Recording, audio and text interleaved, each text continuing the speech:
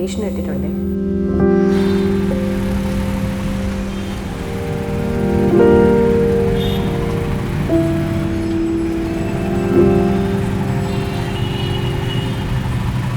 ഞാൻ കഴിഞ്ഞ കുറേ വർഷമായി ചെന്നൈയിലാണ് താമസം. കൃത്യമായി പറഞ്ഞാൽ 10 വർഷത്തിന് ശേഷമാണ് ഞാൻ എൻ്റെ നാട്ടിലോട്ട് തിരിച്ചു വരുന്നത്. അതും എനിക്ക് ഏറ്റവും പ്രിയപ്പെട്ട എൻ്റെ ചന്ദ്രയെ കാണാൻ വേണ്ടിയിട്ട്. 4 വർഷത്തെ കാത്തിരിപ്പിനൊടുവിൽ നമ്മളെ ആദ്യമായി കാണാൻ പോവുകയാണ്. ഈ മാപ്പ് അവളിലേക്ക് അടുക്കും തോറും എൻ്റെ ഹൃദയമെടുപ്പ് കൂടുകയാണ്.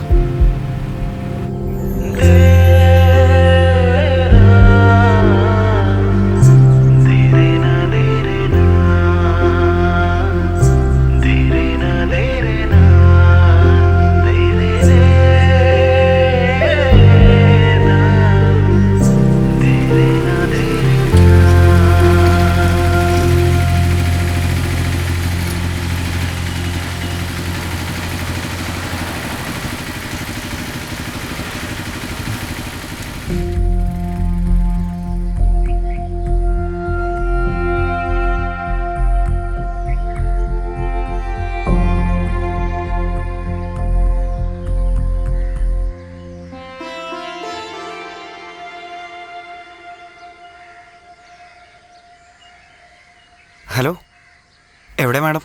തന്നെ ഞാൻ കണ്ടു. ആ ശരി, എന്നിട്ട് എവിടെ? കുറച്ചു നേരം താൻ തപ്പട്ടേന്ന് വിചാരിച്ചു. അയ്യോ, തപ്പാനൊന്നും വയ്യടോ. എവിടെന്ന് പറ. ഓക്കെ ശരി.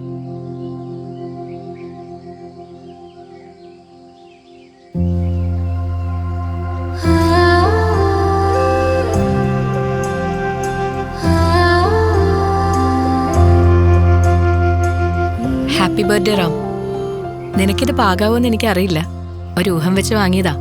നമ്മൾ ആദ്യമായിട്ട് കാണുമ്പോൾ ഈ ബ്രൗൺ ഷർട്ട് ഇട്ട് വേണം നീ വരാൻ. നമ്മൾ ആദ്യമായി കാണുമ്പോൾ ഒരു ചുവന്ന സാരി എടുത്ത് വേണം താൻ വരാൻ.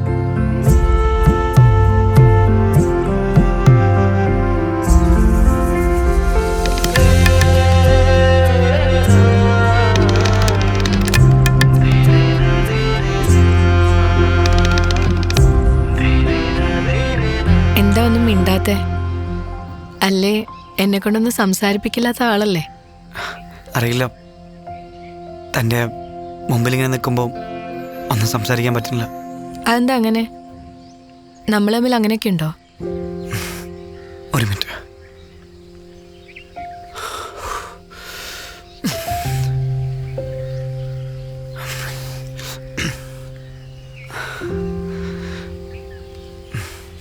കുറേ നേരമായി വന്നിട്ട്?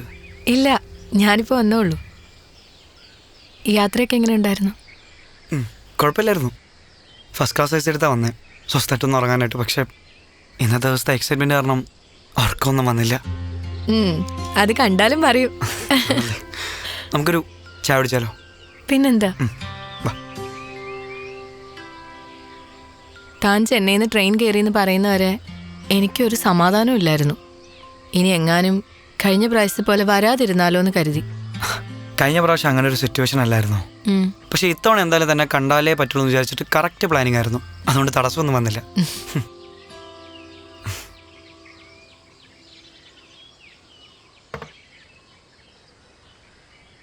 ഓഹ്, നാട്ടിലെ ചായ കുടിച്ചിട്ട് എത്ര നാളായെന്നറിയോ? നാട് മിസ് ചെയ്യുന്നുണ്ടോ? ഏയ് ഇല്ല, നാട്ടിൽ എനിക്കങ്ങനെ മിസ് ചെയ്യാൻ പാകത്തിനൊന്നുമില്ലല്ലോ. പിന്നെ ആ കൂടെ മിസ് ചെയ്യുന്ന ഇവിടുത്തെ ഭക്ഷണം.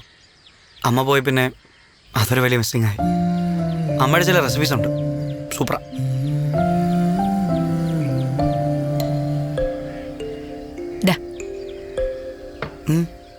തുറന്നോക്ക്.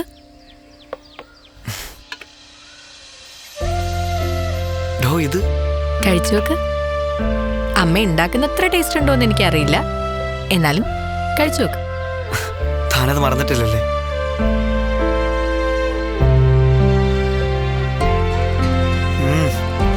അടിപൊളി. ശരിക്കും? ശരി, നൈസാണ്. ചുമ്മാതല്ല സ്കൂളിലെ പിള്ളേർക്ക് ടീച്ചറിനോടത്തെ പ്രിയം. പിന്നെ അല്ലാതെ എല്ലാ ദിവസവും വൈകുന്നേരം ആകുമ്പോൾ തുടങ്ങും, നാളെ ഇന്നത് ഉണ്ടാക്കി കൊണ്ടുവരണം എന്ന് പറഞ്ഞിട്ട്. അവർക്കിപ്പോൾ ഇതൊരു ശീലമായി. ചന്ദ്ര,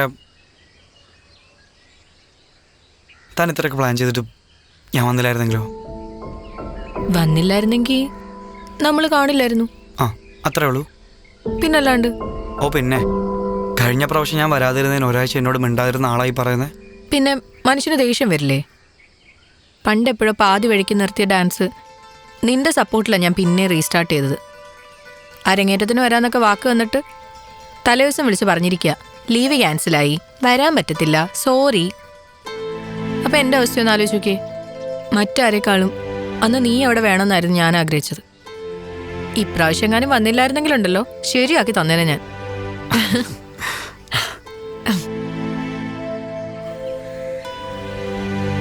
ശില്പയ്ക്ക് അയച്ചു കൊടുക്കാം. ശില്പയും കൂടെ ഉണ്ടായിരുന്ന രസമായിരുന്നേനെ. അവക്കൊരു ഹോസ്പിറ്റൽ എമർജൻസി വന്നോണ്ടാ, അല്ലെ അവൾ എന്തായാലും വന്നേനെ. ആ ഒരു കണക്കിന് അവളില്ലാത്ത നന്നായി. അവളുണ്ടായിരുന്ന തന്നോട് ഇങ്ങനെ ഫ്രീ ആയിട്ട് സംസാരിക്കാൻ പറ്റില്ലായിരുന്നല്ലോ.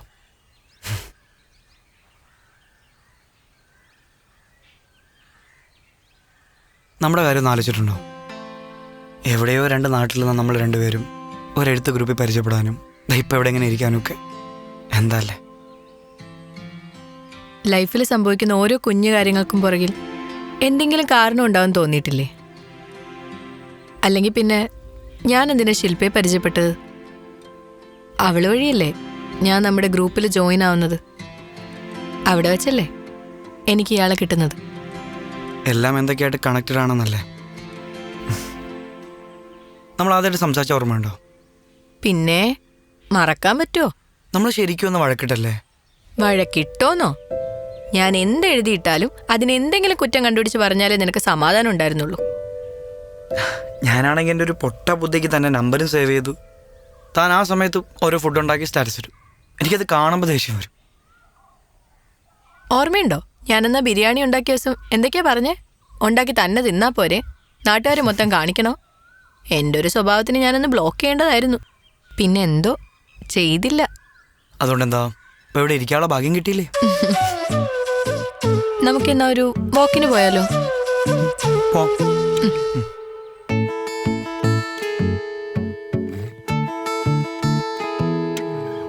അവൾ വരും വസന്തമായി ഇതൾ തൊടും വിലോലമായി മിഴിയാകെ കനവേകാൻ മനമാകെ കതിരാടാൻ കാണും നേരം മൗനം പോലും ഗാനമായി മാറുവാൻ ചാരേ തൂവൽ വീശും വെൺപ്രാവിൻ മന്ത്രണം കേൾക്കുവാൻ ഒഴുകാനുള്ളിലെ തേന്നതി വിടരാനുള്ളിലെ വെൺമതി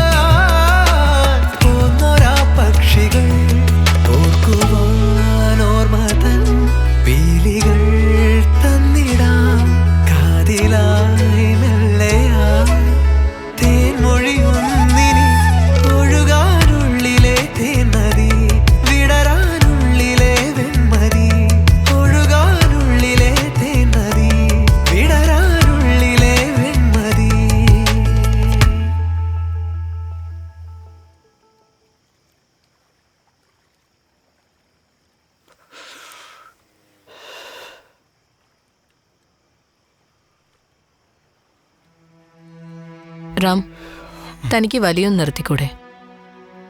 അവിടുത്തെ ജോലിയുടെയും ടെൻഷൻ്റെ ഇടയിൽ ആകെയുള്ള റിലീഫ് എന്ന് പറയുന്നത് മാത്രമേ ഉള്ളൂ. ഇതോടല്ലേ പിന്നെ പറയണ്ട.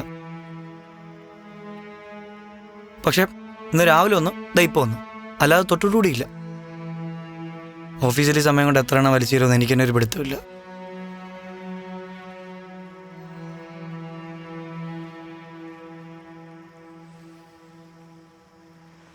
സത്യം പറഞ്ഞാൽ എൻ്റെ ഓർമ്മയിൽ കുറേ നാൾക്ക് ശേഷം ഇന്നാണ് കുറച്ചെങ്കിലും മനസ്സൊന്ന് സന്തോഷമായിട്ടും കുറച്ച് റിലീഫായിട്ടൊക്കെ ഇരിക്കുന്നത്. ചന്ദ്ര, താനെന്തൊന്നും മിണ്ടാത്തെ? ദേ, ബസ് വരെ കുറച്ച് നേരം കൂടെ ബാക്കിയുള്ളൂ. അതുവരെ ഇങ്ങനെ ഇരിക്കാനാണോ പ്ലാൻ? വന്നപ്പോൾ എന്താ എനർജി ആയിരുന്നു, അതൊക്കെ പോയോ? ഷടാ, എന്തേലും ഒന്ന് പറയടോ. ഇപ്പൊ പോയാ ഇനി എപ്പോഴാ വരിക? ഇനി അറിയില്ലടോ, ഇതുവരെ എപ്പോഴെങ്കിലുമൊക്കെ.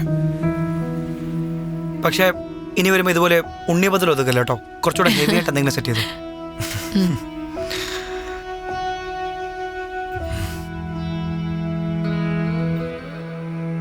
ഞാൻ നിന്റെ പഴയ എഴുത്തുകളൊക്കെ മിസ് ചെയ്യുന്നുണ്ട്. പഴയതുപോലെ എഴുതാനൊന്നൊരു മൂടൊന്നും ഇല്ലടോ ഇപ്പോൾ. രാവിലെ എഴുന്നേറ്റ് ജോലിയൊക്കെ കഴിഞ്ഞ് തിരിച്ച് വീട്ടിലെത്തുമ്പോഴേക്കും ഒരു നേരമാവും. സത്യം പറഞ്ഞാൽ മടുപ്പ. ലൈഫ് ഇങ്ങനെ ഒരേ ഡയറക്ഷനിലോട്ട് പൊയ്ക്കൊണ്ടിരിക്കുക. ഞാൻ പറഞ്ഞില്ലേ കുറേ നാൾക്ക് ശേഷം എന്നാണൊന്ന് റിലീഫൊക്കെ ഉണ്ടാവുന്നതെന്ന്. നാളെ ഇനി തിരിച്ച് വീട്ടിലോട്ട് ചെന്ന് കയറുമ്പം അവിടെ നമ്മളെ കാത്ത് ആരുമില്ല എന്നൊരു സത്യാവസ്ഥ മനസ്സിലാവുമ്പോൾ തോന്നും എന്തിനാ വെറുതെ ജീവിക്കുന്നതെന്ന്. ഏയ്,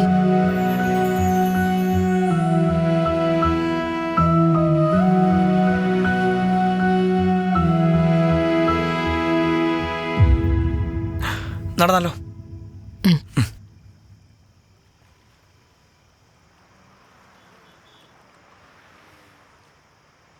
ഞാനൊരു കാര്യം ചോദിക്കട്ടെ? ചോദിക്ക്. ഞാൻ ആരാ നിനക്ക് ശരിക്കും? നീ എനിക്ക് ആരാന്നുള്ളത് ഒറ്റവാക്കിൽ ഉത്തരം പറയാൻ പറ്റുമെന്ന് എനിക്ക് തോന്നുന്നില്ല റാം. പ്രായത്തിൻ്റെ എടുത്തിയേട്ടത്തിൽ എൻ്റെ സ്റ്റഡീസും ഫാമിലിയും ഒക്കെ ഞാൻ വേണ്ടാന്ന് വെച്ചു. അന്ന് അതായിരുന്നു എൻ്റെ ശരിയും. പക്ഷെ പിന്നീട് ലൈഫ് ലോങ് കൂടെ ഉണ്ടാവുമെന്ന് വിചാരിച്ചവരൊക്കെ പെട്ടെന്നൊരു ദിവസം അങ്ങ് പോയപ്പോൾ ഞാൻ വല്ലാതെ ഒറ്റപ്പെട്ടു പോയി. ഡിവോഴ്സിന് ശേഷം എങ്ങനെ തുടങ്ങണം, എവിടെ തുടങ്ങണം എന്നൊന്നും എനിക്ക് അറിയില്ലായിരുന്നു. ആകെ 24 വയസ്സല്ലേ ഉണ്ടായിരുന്നുള്ളൂ. സത്യം പറഞ്ഞ മരിക്കാൻ എനിക്ക് പേടിയായിരുന്നു റാം. ആരെ വിശ്വസിക്കണം, വിശ്വസിക്കണ്ട, ഇതൊന്നും എനിക്ക് അറിയില്ലായിരുന്നു. പിന്നെ എനിക്ക് ഞാൻ മാത്രമേ ഉള്ളൂ എന്ന് മനസ്സിലായപ്പോൾ നിർത്തിയെടുത്ത് വെച്ച് എല്ലാം റീസ്റ്റാർട്ട് ചെയ്തു. അന്ന് എൻ്റെ ഏറ്റവും മോശം അവസ്ഥയിൽ എന്നെ കേൾക്കാനും മനസ്സിലാക്കാനും ഞാൻ ക്ഷണിക്കാതെ എൻ്റെ ജീവിതത്തിലേക്ക് വന്ന ആളാ നീ. ആ നീ എനിക്ക് ആരാണെന്ന് ഒറ്റ വാക്കിൽ മറുപടി പറയാൻ എനിക്കറിയില്ല റാം. റാം, നീ ചോദിച്ച ചോദ്യം ഞാൻ തിരിച്ചു ചോദിക്കട്ടെ? എന്തായിരിക്കും നിന്റെ ഉത്തരം?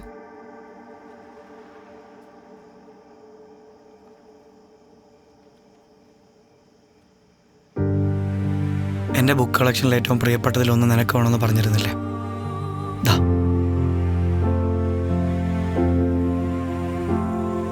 ഏയ് തുറക്കരുത്, പിന്നെ തുറന്നാൽ മതി. നിന്റെ ഈ ചോദ്യത്തിന് ഉത്തരം അതിലുണ്ട്.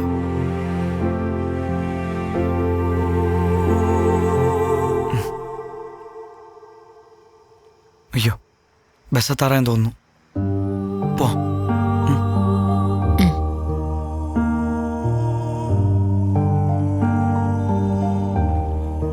റാം, നീ ബസ് കയറി പോകുന്നതാണ് എനിക്ക് വയ്യ. അതുകൊണ്ട് ഞാൻ പോവുക ആദ്യം. ചന്ദ്ര, ഞാൻ വിളിച്ചാൽ നീ എൻ്റെ ലൈഫിലോട്ട് വരുമോ?